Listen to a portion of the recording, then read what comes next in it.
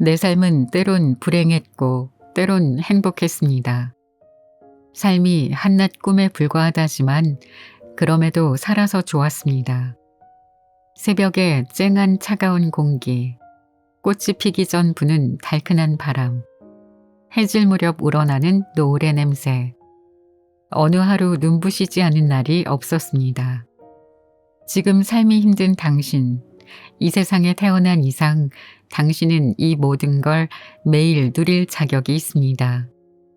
대단하지 않은 하루가 지나고 또 별거 아닌 하루가 온다 해도 인생은 살 가치가 있습니다.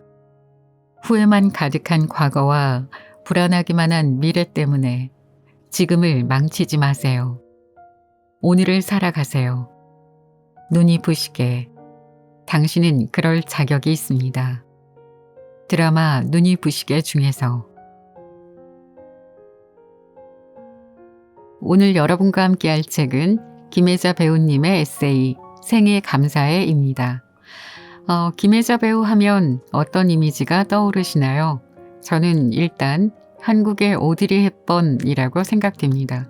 많은 부분이 닮아 있잖아요. 순수하고 마음이 넓고 공감 능력이 뛰어난 사람인 것 같습니다. 한 번도 만나본 적 없으면서 어떻게 아냐고요? 예전에 유시화 시인의 산문집 새는 날아가면서 뒤돌아보지 않는다에 담긴 김혜자 배우님의 이야기를 읽었었는데요. 대략 이런 내용이었습니다. 유시화 시인이 김혜자 배우님과 네팔에 여행을 갔을 때였는데 길에 장신구를 펼쳐놓고 파는 여인을 보게 됩니다. 그런데 김혜자 배우가 그냥 조용히 그녀 옆에 가 앉는 것이었습니다. 가만 보니 장신구를 파는 여인은 울고 있었는데 말도 통하지 않는 그녀 옆에 쪼그리고 앉아 김혜자 배우는 그녀의 손을 잡고 함께 울고 있었습니다. 그 어떤 말도 없이 함께 울기만 했던 거죠. 그리고 그녀가 얼굴에 미소를 띠자 일어나 그녀가 팔던 팔찌를 하나 고르고는 $300를 건넸답니다. 유시화 시인이 왜 그랬냐고 묻자 누구나 한 번쯤은 횡재하고 싶지 않겠어요? 인생은 누구에게나 힘들잖아요. 라고 말했다고 합니다. 역시나 그렇게 공감 능력이 높은 사람이라 좋은 배우가 될 수 있었구나. 좋은 배우뿐 아니라 좋은 사람이구나 생각하게 되었습니다. 또 하나 김혜자 배우님은 제 고등학교 선배님이십니다. 우리 학교는 워낙 유명하시고 훌륭하신 선배님들이 많이 계시는데 저는 그 중에서 가장 존경하는 선배님으로 늘 김혜자 배우님을 꼽습니다. 그래서인지 애정으로 이 책을 읽게 되었습니다. 그리고는 또 감탄하게 되었죠. 나도 김혜자 배우님처럼 좋은 사람이 되고 싶다는 생각도 했고요. 자, 그럼 오늘의 책 생애 감사해 지금부터 시작해 볼까요? 신의 대본에서 우리 모두는 배우. 배우를 한다고 했을 때 다른 사람들은 미쳤다며 모두 반대했지만 아버지는 나에게 말씀하셨습니다. 유명한 배우의 한마디는 어떤 정치인이나 학자 못지않게 영향력이 있다. 찰리 채플린을 봐라. 웃기는 짓을 하는 것 같지만 그 사람이 얼마나 영향력이 있는지 아니? 좋은 배우가 되거라. 좋은 배우가 되면 톨스토이나 세익스피어처럼 세상에 의미 있는 영향을 줄 수 있다. 그러기 위해서는 공부를 많이 해라. 그리고 책을 많이 읽어라. 대학교 2학년 겨울방학 때 KBS 탤런트 공채 1기생으로 뽑혀 연기자가 되었습니다. 하지만 열정만 가득했지 연기의 기초가 없었습니다. 손끝 하나 움직이는 것도 무서웠습니다. 그래서 아버지의 말씀대로 촬영이 없을 때는 열심히 책을 읽었습니다. 세계문학 전집을 방에 가져다 놓고 한 권씩 읽어 나갔습니다. 그 밖에도 명작 소설, 추리소설 등 하루 한 권 책을 읽어야 내 할 일을 다한 것 같았습니다. 책을 읽고 있으면 너무 행복했습니다. 이때 톨스토이의 부활, 전쟁과 평화, 안나 카레니나를 끝까지 다 읽었는데 얼마 전 톨스토이 전공자인 대학 교수가 그 작품들을 끝까지 다 읽은 사람이 드물다고 해서 놀란 적이 있습니다. 어려워도 끝까지 읽어내려고 했습니다. 내가 읽지 않은 책은 책꽂이에 꽂지 않는다는 생각으로 읽었습니다. 왜 이렇게 썼을까 하면서도 읽었고 무슨 소리인지도 모르면서 읽었습니다. 손에서 책을 놓지 않았습니다. 도스토옙스키의 죄와 벌을 읽고는 몇 날 며칠 동안 잠을 설쳤습니다. 죄는 무엇이고 벌은 무엇일까? 내 기준의 죄는 무엇이고 신의 기준에서 벌은 무엇일까? 그렇게 문학작품은 나에게 사고할 재료를 주었습니다. 그리고 대본을 받으면 시놉시스를 보면서 내가 이 역을 맡으면 세상에 무슨 영향을 줄 수 있나 그런 생각을 먼저 하게 되었습니다. 아버지가 나에게 준 가르침이 그것이었습니다. 내가 맡은 배역이 아무리 인생의 속박에서 고통받는 역이라 해도 그 속에 바늘길 만한 희망이 보이는가.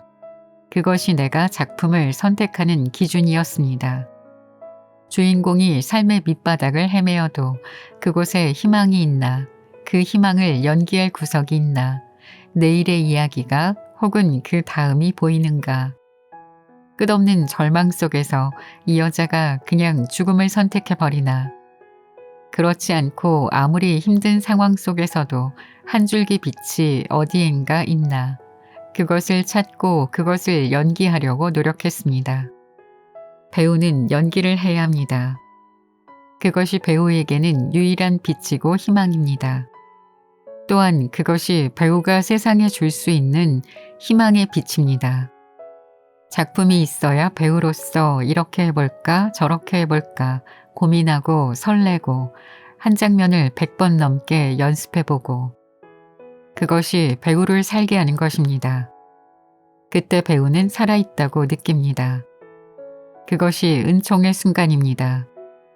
그렇게 고민하고 가슴 설레는 것이 있을 때 삶의 은총으로 빛날 가능성이 높아집니다. 그렇지 않으면 배우로서는 이미 죽은 것입니다. 아무것도 아닌 삶이 되는 것입니다. 삶이 뒤엉키고 자신의 의지와 상관없이 흘러가더라도 배우는 자신이 연기를 하기 위해 태어났다는 사실을 잊으면 안 됩니다. 이것은 선택의 여지가 없습니다. 그렇지 않으면 무슨 재미로 살까요? 나는 평생을 배우로 살았지만 성공한 배우가 되는 법은 말하기 어렵습니다. 하지만 슬픈 배우가 되는 법은 말할 수 있습니다. 배우로서 생생하게 살아있지 않고 다른 모습으로 하루하루를 보내는 것입니다. 내가 인생에서 가장 감사하게 생각하는 것이 한 가지 있습니다. 연기자로 살아오면서 몰입의 순간들을 많이 가진 것입니다. 어떤 것에도 큰 의미를 부여하지 못하고 반쯤은 목류병자처럼 흉내만 내면서 살아가는 나를 잘 아시는 신이 내가 몰입할 수 있도록 계속해서 작품들을 내 앞에 가져다 주셨습니다. 그러면 흐릿한 불씨처럼 존재하던 나는 뜨거운 불로 타오를 수 있었습니다. 그리고 그렇게 몰입할 수 있도록 많은 대사를 외울 기억력을 주신 것도 말할 수 없이 감사합니다. 나는 어저께 무엇을 먹었는지, 그저께 누구와 무슨 얘기를 나눴는지조차 세상 일에 대한 기억력이 매우 불투명한 사람입니다. 어쩌면 그것들에 많은 의미를 느끼지 못하기 때문인지도 모릅니다. 기억이 안 나, 별로 기억하고 싶지 않아가 늘 입에 붙어 있는 사람입니다. 그럼에도 대본을 외우고 기억하는 머리를 신이 주셨습니다. 다른 부분은 머리가 아주 나쁘지만 그 한 가지 기억력 덕분에 많은 작품을 할 수 있었습니다. 그것이 무한히 감사합니다. 세월이 지나서도 내가 한 대사들은 이 나쁜 머릿속에 생생히 살아있습니다. 그렇게 몰입하는 순간 인생의 허무와 고통, 슬픔, 갈등, 부질없는 생각들을 다 잊을 수 있었습니다. 그리고 그 순간에 어디에도 물들지 않은 순수한 나 자신이 되고 어느 때보다 행복할 수 있었습니다. 생의 모든 것에 감사할 수밖에 없습니다. 내가 그토록 부족한 인간인데 나를 배우로 만들어 주셨으니까. 내가 가장 좋아하는 연기 생활을 정말로 그만둘 때가 되면 그것으로 마지막이 될 것입니다. 안나 카레니나의 마지막 문장을 대사처럼 외웁니다. 나에게 무슨 일이 일어나든 그것과는 상관없이 내 인생은 매 순간순간이 무의미하지 않을 것이다. 해자에게. 이제는 슬픈 이야기도 웃으면서 할 나이가 되었습니다. 처음에는 펑펑 울고 심각한 장면은 내내 힘주며 했습니다. 그것이 지난날의 연기였다면 연기를 계속하면서 배운 것은 힘을 뺄 때 정말 좋은 연기가 나온다는 것입니다. 사실 힘을 빼는 게 더 어렵습니다. 눈이 부시게 해서 등가 교환에 대해 얘기하는 장면이 있습니다. 영수가 자고 있을 때 인터넷 방송 채팅방에 들어온 젊은이들과 이야기를 나눕니다. 이 장면에서는 정색하고 말하면 안 됩니다. 니네들 그렇게 살다가 나처럼 된다? 이 말을 장난처럼 툭 던져야 합니다. 무방비 상태에 있던 사람들이 알아들을 수 있도록 졸고 있다가 잠결에 들을지도 모르니까. 나는 그 대사를 한 100번쯤 연습했습니다. 거저 얻어지는 건 없습니다. 내 귀중한 것을 희생하지 않으면 얻는 게 없습니다. 그것이 등가 교환의 법칙입니다.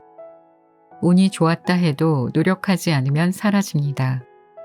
나는 이해력도 부족한 사람이라 열심히 하지 않으면 할 수가 없습니다.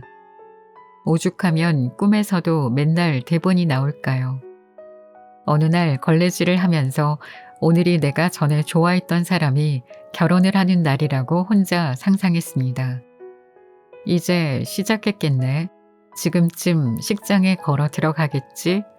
그러면서 걸레질하는데 눈물이 후두둑 떨어졌습니다. 그 와중에도 내가 지금 어떻게 눈물을 떨어뜨리고 무슨 표정을 짓는지 스스로 살피고 있었습니다. 기억하려고 굳이 안 해도 그런 것들이 저장됩니다. 죽기 전에 하고 싶은 연기가 있습니다. 촛대 훔친 장발장을 회개하게 해준 신부님 같은 역입니다. 너무나도 나쁜 사람을 변화하게 해주는 할머니 역할을 해보고 싶습니다. 어디로 가서 살 수도 없는 흉악범입니다. 도망다니다가 다 쓰러져 가는 집, 살만한 집이었는데 오래되어서 폐허가 되어가는 집에서 들리는 피아노 소리 때문에 편안함을 느낍니다. 그런 역할을 하고 싶습니다. 낡은 풍금이나 피아노로 감동적인 곡을 치는 할머니. 나 혼자 생각하는 것이지만 그런 역을 하고 싶어서 피아노를 배우고 있습니다. 그래서 요즘에 99세 할머니가 피아노를 독학으로 배우는 유튜브를 많이 봅니다. 이 할머니는 누가 가르쳐 주지 않는데도 혼자 하시는데 나는 피아노 선생님도 있고 다 갖춰놓고도 제대로 하지 않습니다. 나는 항상 열망은 가득합니다. 피아노를 잘 치고 싶습니다. 그런데 연기 외에는 실천이 부족합니다. 종종 후회합니다. 10년만 일찍 시작했더라면 지금쯤 한 곡 정도는 멋있게 연주할 수 있을 텐데 그때 잠깐 시도했다가 다시 놓은 것을 후회합니다. 나는 직업란에 탤런트라고 쓰는 사람을 보면 무심결에 아, 저희는 저걸 직업이라고 생각하는구나 하면서 놀랍니다. 아주 어렸을 때부터 연기를 해와서 그런지 나는 연기가 직업이라고 생각해 본 적이 한 번도 없습니다. 직업이라고 하면 왠지 자존심이 상합니다. 마더의 엄마가 아들 도준, 원빈한테 너는 나야 하듯이 연기는 나입니다. 숨 쉬는 것처럼. 용서. 나는 누군가를 용서할 일이 없습니다. 나한테 용서를 받아야 할 만큼 잘못한 사람이 없습니다. 모두가 나에게 잘해준 사람들만 있습니다. 세상에서는 용서해라 라고 하고 교회에서도 용서하며 살아라 라고 말하지만 나는 누구를 용서해야만 할 일이 없었습니다. 누군가를 용서해야 할 만큼 누군가가 나에게 크게 잘못한 일이 있지 않습니다. 오히려 내가 용서받아야 할 일들만 있습니다. 너무도 부족한 사람이고 자기중심적인 사람이다 보니까, 그리고 연기자로 살아오다 보니까 나는 잘못한 것이 참으로 많은 사람입니다. 무엇보다 남편에게 잘못한 것이 많습니다. 남편이 나보다 먼저 죽으리라고는 한 번도 생각하지 않았습니다. 어쩌면 그런 생각을 한 번도 하지 않았는지 모릅니다. 나는 그렇게 나 좋을 대로만 생각하며 사는 여자였습니다. 날마다 남편이 예쁘다 예쁘다 하니까 그래도 되는 줄 착각했습니다. 어떻게 남편이 나보다 먼저 죽을 수도 있다는 걸 몰랐었을까요? 그런 것이 인생일까요? 내가 죽는 것은 그토록 많이 생각했으면서도 남편의 죽음에 대해서는 전혀 생각하지 않았습니다. 그만큼 내가 이기적이었습니다. 내가 죽으면 남편이 어떻게 해주겠지 하고 생각했습니다. 나는 잘못한 일이 많아서 죽으면 천당에 못 갈지도 모른다는 생각을 합니다. 하지만 남편은 분명 천국에 있을 테니까 요즘도 자주 기도합니다. 나를 천국 문 앞까지만이라도 가게 해달라고, 가서 남편 불러서 미안하다고 꼭 말해야 합니다. 당신 살아생전에 내가 너무 많이 잘못해서, 내가 너무 힘들게 해서 미안하다고, 당신 죽은 다음에야 그것을 알았다고, 이 미안함을 꼭 가서 말해야만 합니다. 그렇게만이라도 할 수 있게 해달라고 신께 기도합니다. 남편은 세상을 떠나면서 말했습니다. 나 없으면 힘들어서 어떡하나? 자기 삶에 대한 아쉬움도 세상에 대한 집착이나 신에 대한 원망도 아닌 철없는 나에 대한 걱정이었습니다. 대체 나는 그에게 어떤 사람이었을까요? 오죽 내가 한심했으면 세상 떠나면서 내 걱정밖에 할 게 없었을까요? 남편이 우리 집에 왔다가 나를 처음 보았을 때 자그마한 여자가 뜰에서 그림을 그리고 있었다고 했습니다. 그것이 나였습니다. 그의 눈에 내가 예쁜 부분도 있었을 것입니다. 사랑스러운 부분도 있었을 것입니다. 그러니 그렇게 철없는 아내를 동생처럼 딸처럼 보듬어주며 살아주었을 것입니다. 아무리 스스로 위안해봐도 나는 남편에게 잘한 것이 하나도 없습니다. 남편은 시계 같은 사람이었습니다. 7시가 되면 띵동 하고 벨이 울렸습니다. 매일 같은 시간에 퇴근을 했습니다. 내가 그 시간에 한창 대사 연습에 열중하고 있거나 좋은 영화를 한 편 보고 있으면 그 벨소리가 그렇게 싫을 수가 없었습니다. 저 사람은 친구도 없나? 밖에서 밥이라도 먹고 들어오면 얼마나 좋아 하는 심통이 올라와 남편에게 신경질을 부렸습니다. 남편은 집에서 먹는 밥이 세상에서 가장 맛있다고 했습니다. 저녁 식사를 하는 남편 앞에 앉아 있으면 조금 전까지 보다만 영화가 아쉬웠습니다. 퇴근한 사람에게 신경질부터 냈으니 조금 미안한 마음에 웃으며 밥 먹고 있어요? 나 저거 좀 마저 보고 올게요. 하고 말하고 자리를 뜨곤 했습니다. 남편은 내가 무엇을 잘못하거나 투덜거리면 사람 참 하고 빙긋이 웃는 게 전부였습니다.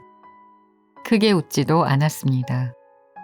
그 사람이 너무 착하니까 너무 내 마음대로 했는지도 모르겠습니다. 그리고 연기자로 살아가다 보니까 일반 가정주부처럼 해주지 못했습니다. 앞에 앉아서 예쁘게 웃어주지도 않았고 음식을 앞에 놓아주면서 이거 먹어봐요, 내가 만들었어요 하는 말을 평생 한 번도 한 적이 없습니다. 내가 만들어서 준 게 없으니까, 다 일하는 아주머니가 만들었으니까, 보통의 부인들이 날마다 남편에게 할 수 있는 말을 나는 해본 적이 없습니다. 어떨 때는 너무 미안해서 예쁘고 젊은 여자랑 연애하라고 얘기한 적도 있습니다. 그러면 남편은 사람 참 하고 웃을 뿐이었습니다. 가끔 남편이 뭐 먹고 싶은 거 없어? 하고 전화해서 물으면 나는 대개 없어요 하고 말했는데 어떤 때는 순대가 먹고 싶어요 하고 말했습니다. 그 당시 북창동 올라가는 길에 좋은 순대집이 많았습니다. 남편은 그곳까지 가서 나를 위해 순대를 사가지고 왔습니다. 하지만 나는 그곳 순대가 맛이 없었습니다. 말하자면 너무 고급 순대였습니다. 나는 남편에게 투정을 부렸습니다. 아니, 이런 순대 말고 시장통에서 아줌마들이 좌판에 놓고 썰어서 주는 그런 순대가 난 맛있어. 그럼 남편은 사람 참 하고 말하고는 밤에 나갔습니다. 그리고 시장에 가서 다시 사가지고 왔습니다. 나는 아무렇지도 않게 그렇게 했습니다. 남편이 다 해주니까 얼마나 못된 사람인가요? 이런 장면을 생각하면 가슴 아프고 후회가 밀려옵니다. 그까짓 영화 나중에 다시 보면 될 것을 왜 그렇게 나밖에 몰랐을까? 그까짓 순대가 뭐라고 투덜거렸을까? 나는 그에게 그런 사람이었는데 그는 죽으면서도 내 걱정만 했습니다. 나에게 와준 천사였습니다.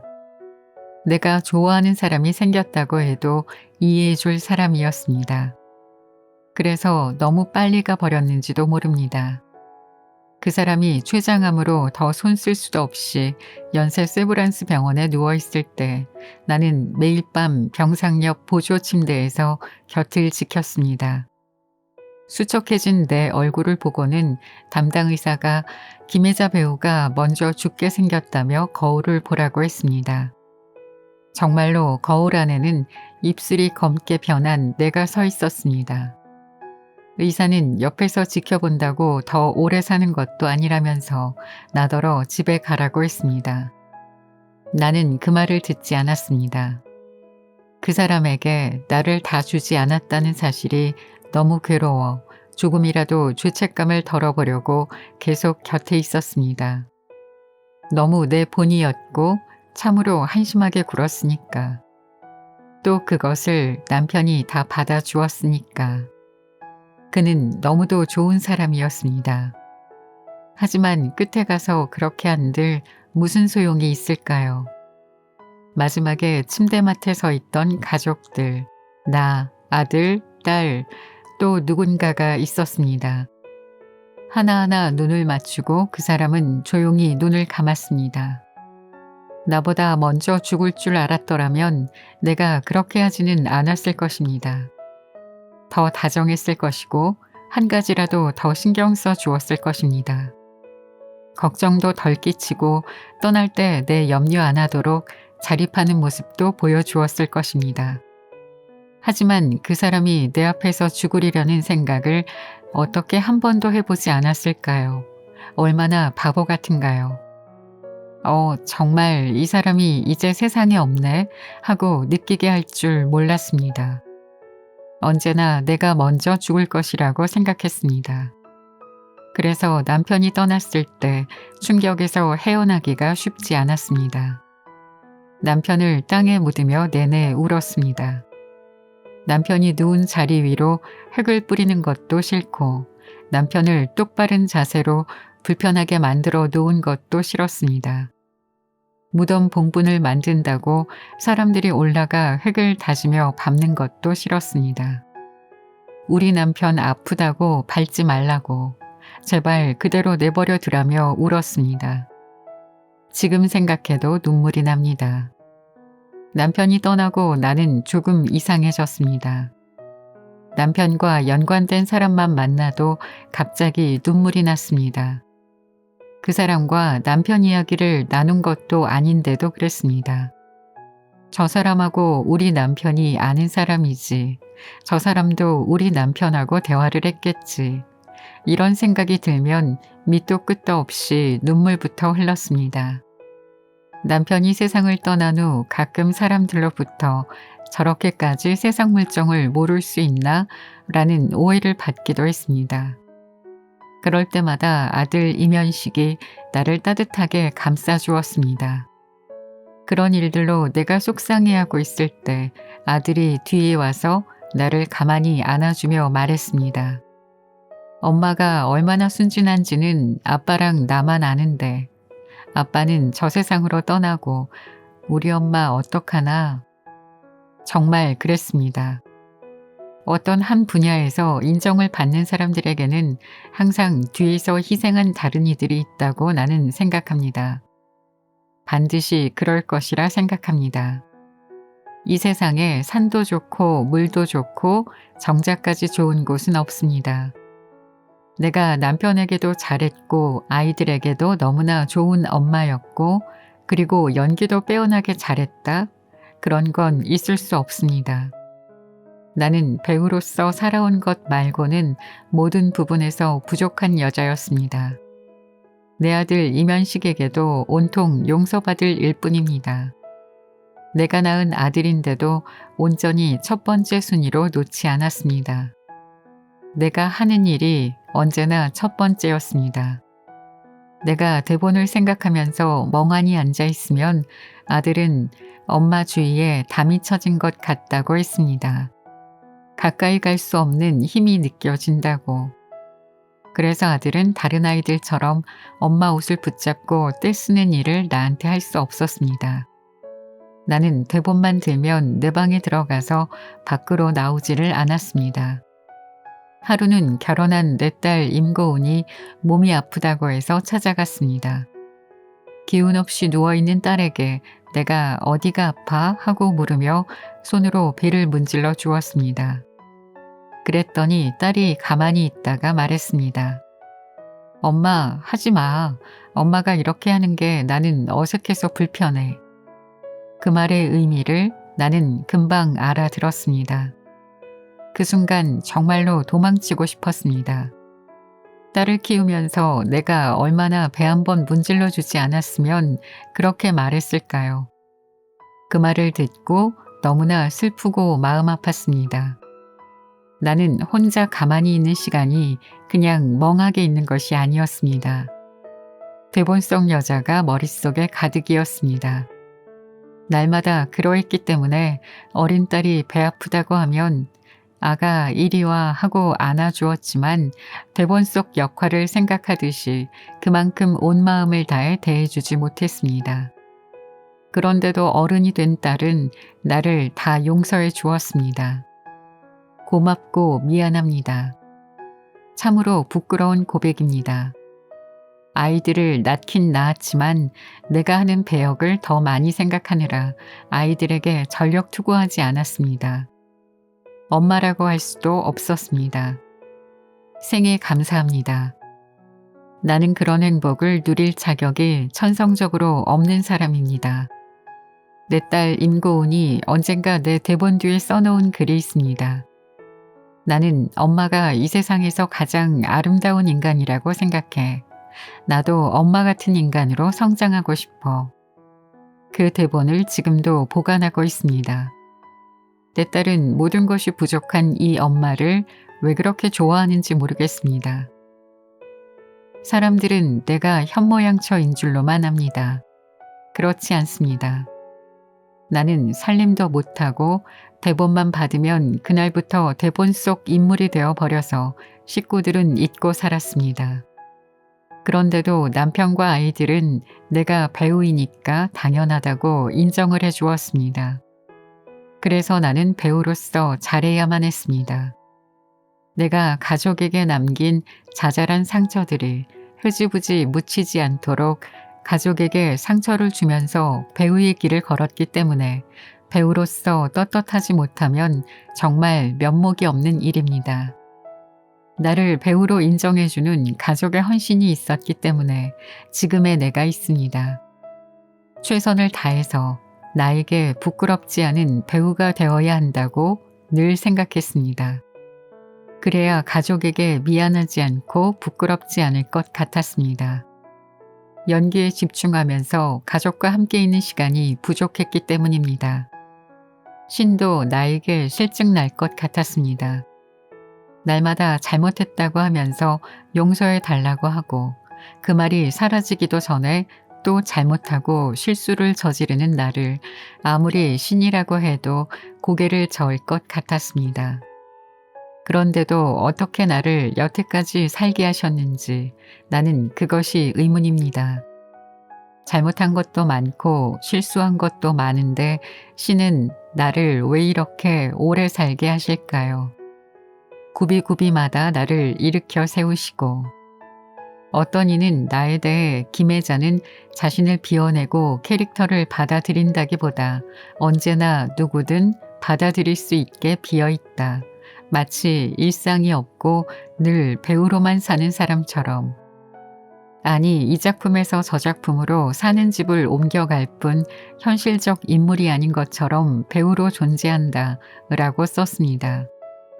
나 스스로도 대본을 외고 연기를 하는 것 외에는 모든 면에 부족하고 의지박약인 자신이 싫은 적도 많았습니다. 배우가 아니었으면 신이 보시기에도 아무데도 쓸모가 없었을 것입니다. 그만큼 부족한 여자이기 때문에 신이 좋은 남편을 붙여주었고 착한 아들과 딸을 갖게 해주었습니다. 그래서 살 수 있었습니다. 사람들은 내가 많은 사람을 용서하고 품었을 것이라 생각하지만 나한테 용서를 빌 만큼 잘못한 사람이 없습니다. 내가 못한 일들이 훨씬 더 많습니다. 인간에게든 신에게든 내가 다 용서를 빌어야 합니다. 커튼콜 할 때까지.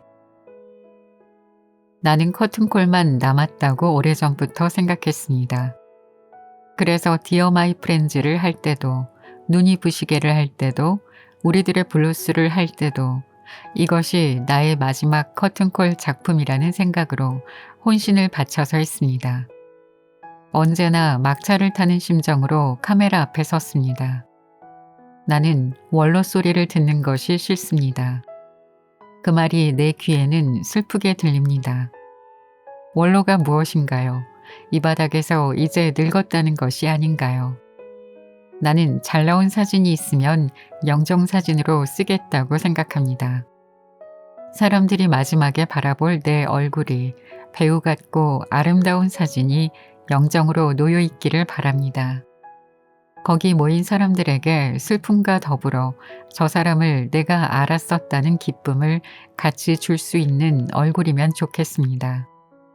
그래서 예쁘게 나온 사진을 볼 때마다 영정사진으로 쓰자고 말합니다. 그리고 죽었는데 너무 젊었을 때 사진이면 안 되니까 가능하면 최근에 찍은 사진으로 바꿉니다. 지금 죽어도 멋있게 죽었다라고 할 나이는 이미 지나버렸습니다. 그럼 어떻게 하는가? 더 훌륭한 역을 맡아서 해야 합니다. 그래서 죽을 때까지 멋있었다라는 말을 들을 수 있어야 합니다. 내가 대본을 쓰고 내가 연출을 하는 것이 아니기 때문에 누군가가 나를 생각하며 이 배우가 이 역을 하면 좋겠다 하고 선택해 주는 것이기 때문에 나는 그때를 준비하며 무의식 중에도 책을 펼쳐놓고 읽습니다. 이제는 실수하면 만회할 기회가 별로 없는 나이입니다. 매일 나를 돌아보고 반성하면서 삽니다. 배우로서 마지막 생을 잘 끝마치고 싶습니다. 인생 고비 때마다 이만하면 감사하다며 나를 다독였습니다. 나를 깨우는 사람이 정말 많습니다. 연기할 때가 아니면 이렇게 늘적지근하고 게으른 사람인데 그럴 때마다 내 생각을 깨우쳐주고 자극을 주는 분들이 있어 왔습니다. 김혜자, 일어나 하고 말해주는 것 같은 이들이, 나를 정신나게 하고 움직이게 하는 사람들이 살다 보면 알게 됩니다. 고비고비마다 그 사람을 통해서 살게 했구나 하는 것을. 아, 정말 기가 막힌다. 신은 나만 보고 있는 게 아닐 텐데 어떻게 구비구비마다 고마운 사람들을 보내주셨을까 하고 깨닫습니다. 내가 일부러 계획을 한 것도 아닌데 나를 생각해주고 끊임없이 일을 하게 해주는 사람들, 살아야 할 이유를 갖게 해준 그 사람들이 얼마나 감사한지 모릅니다. 인생은 기억할 단 하루만 있으면 된다고 하는데 많은 아름다운 기억들로 빛나고 있습니다. 참으로 감사한 생을 살았다 생각합니다. 나는 참 축복받은 배우이구나 합니다. 언제까지가 나의 삶일지는 모르지만 남은 삶도 내가 할 수 있는 데까지 성실하고 아름답기를 바라봅니다. 그리 해주시기를 신께 기도하며 창을 닫습니다. 재미있게 들으셨나요? 이야기 중에 김혜자 배우님의 남편이 화가 나거나 불만이 있을 때 사람 참이라고 하셨다라고 하잖아요. 그거 참 좋은 방법인 것 같습니다. 너도 나도 화가 나면 욕하고 소리 높여 싸우는 거 사실 상대방은 물론 자신에게도 좋을 게 없잖아요. 이렇게 짧고 상대방이 상처받지 않을 말을 하나 골라서 화날 때 표현해 보면 어떨까 싶네요. 오늘 이야기들 어떠셨어요? 김혜자 배우님이 출연하셨던 작품들에 대한 이야기들도 재미나게 나오는데 일부만 소개를 해야 하다 보니 그 부분은 거의 빠졌네요. 오늘 재미있게 들으셨다면 직접 책으로 읽어보시는 것도 좋겠습니다. 다시 한번 이야기하자면 김혜자 배우님은 제 고등학교 선배님이십니다. 책을 다 읽고 존경하는 마음이 더 커지고 자랑스럽네요. 늘 지금처럼 맑고 아름다운 모습으로 대한민국을 대표하는 배우로서 우리를 행복하게 해주셨으면 좋겠습니다. 그러기 위해서 더욱 건강하셨으면 좋겠고요. 지금까지 책방차차 달콤 엘리였습니다. 감사합니다.